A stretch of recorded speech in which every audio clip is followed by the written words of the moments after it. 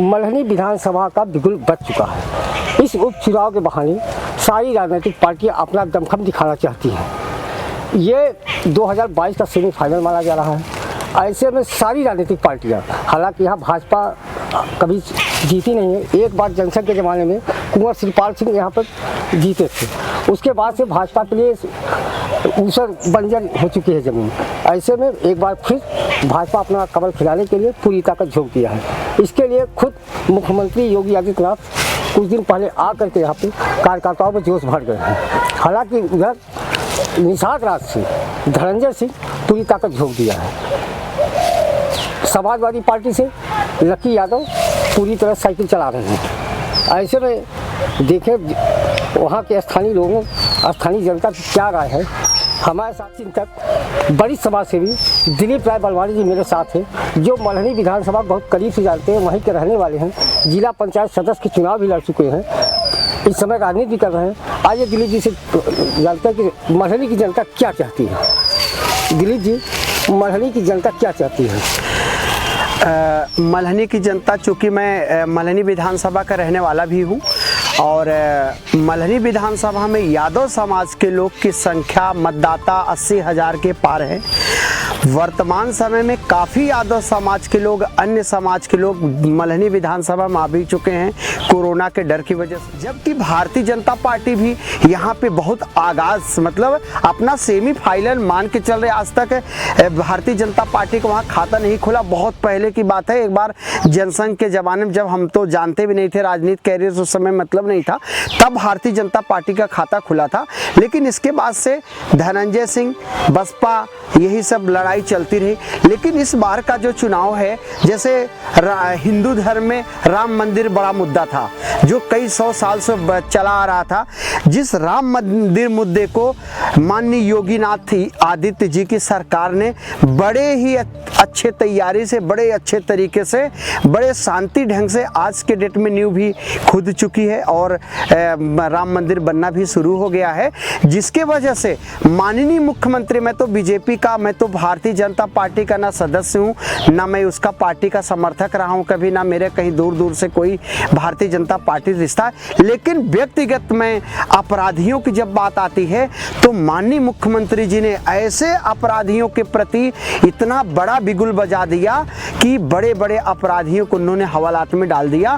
पूरी तरह से प्रॉपर्टी से लेकर के सब तरह की अकूत संपत्ति, जिसको कहते हैं अकूत, जिन्होंने संपत्ति बनाई, उस संपत्ति को उन्होंने तहस नहस कर दिया। कई ऐसे जौनपुर में अपराधी थे जो बड़े अपने आप को तुगलक खा गुंडा समझते थे, उनको भी हवालात में जेल की हवा खानी पड़ी। और हमारे भदेठी, यही सराय ख्वाजा में भदेठी गांव है, भदेठी गांव में अराजक तत्वों ने काफ़ी संख्या में दलित के मढ़े को आग लगा दिया, फूंक दिया, जला दिया था। लेकिन मुख्यमंत्री जी ने, हम लोगों ने अपने कई लोगों कैसे जो हमारे सांसद विधायक हैं, अपनी बात को वहाँ तक पहुँचाई गई। यहाँ के लोकल जो जनप्रतिनिधि थे, मैंने जैसे रमेश मिश्रा जी विधायक जी से कहा और मैंने और एक दो बीजेपी के नेताओं से भी कहा। इन लोगों ने तुरंत मुख्यमंत्री से बात बताई और तत्काल निर्णय हुआ। भदेठी कांड में मुख्यमंत्री जी ने राहत कोष से जितना भी सामग्री देना था, जितना भी करना था, उन्होंने किया। उनकी बातों से, उनके किए गए कार्यों से मैं प्रेरित होकर के मैं तो मल्हनी में कहता हूं कि आज के आने वाले समय में भारतीय जनता पार्टी का पताका फहरेगा। आप दलित समाज से हैं, बसपा का बेस हो दलित समाज से आता है, तो इस चुनाव में दलित का क्या रुख होगा? दलित समाज जो हम बिरादरी से आते हैं, हम लोग चमार बिरादरी से आते हैं। चमार बिरादरी का सारे मतदाता लगभग बहन जी के, मायावती जी के आदेश का पालन करता था। लेकिन विगत 2012 के बाद से 2007 से 12 के बीच का जो बहन जी का कार्यकाल रहा, बहुत ही घटिया कार्यकाल रहा। जो बहन जी के पहले हनक होती थी, अधिकारी हनुमान चालीसा पढ़ने लगते थे, बहन जी का गुणगान करने लगते थे, बहुत ही ऐसे डरते थे।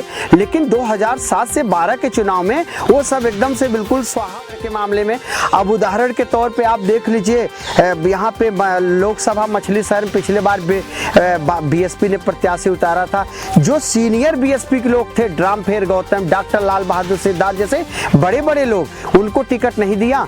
और जिन्होंने बहुत ही मतलब बहन जी के करीबी रहे, त्रिभुवन राम को टिकट दे दिया, जिन्होंने बहन जी को काफ़ी अच्छा खासा मतलब जिसे कहते लिफाफा, पार्टी कोष में जो बसपा में जो लिफाफा देता उसका टिकट फाइनल हो। मुख्यमंत्री योगी आदित्यनाथ जी ने उत्तर प्रदेश में खास करके जौनपुर में कई ऐसे साहसिक कार्य किए, जैसे भदेठी कांड हुआ, बड़ा कांड था। इधर आपका एक नाथुपुर में हुआ, एक रेप हुआ, आजमगढ़ में दलित के साथ, अभी एक हाथरस में घटना हुई, दलित लड़की के साथ हुई, उसके साथ तमाम घटनाएं हुई। लेकिन मुख्यमंत्री जी ने तुरंत कहा कि इसमें SIT का गठन किया जाएगा। फास्ट ट्रैक कोर्ट है, इसमें जो है केस देखेगी।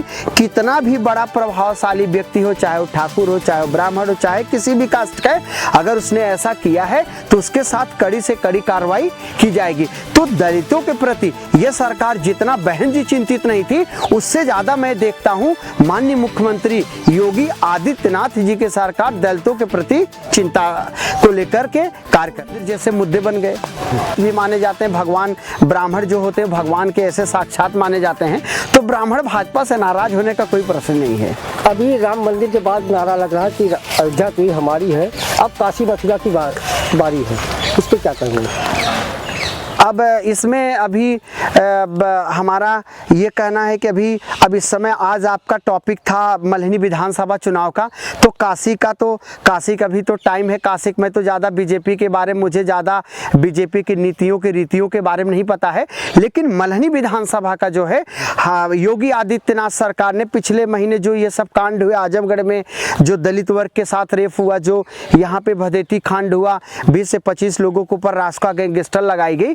आने वाले समय में उत्तर प्रदेश में जौनपुर मल्हनी विधानसभा दावे के साथ करता हूं बीजेपी के खाते में जाएगी। चाहे यहां से जो भी प्रत्याशी होगा, जिस जात से होगा, जिस धर्म से होगा, दलित वर्ग का 35% से ज्यादा मतदाता बीजेपी को वोट करेगा, योगी जी को वोट करेगा। भारतीय जनता पार्टी को कम, योगी जी के कार्यों को तो देखते हुए करेगा।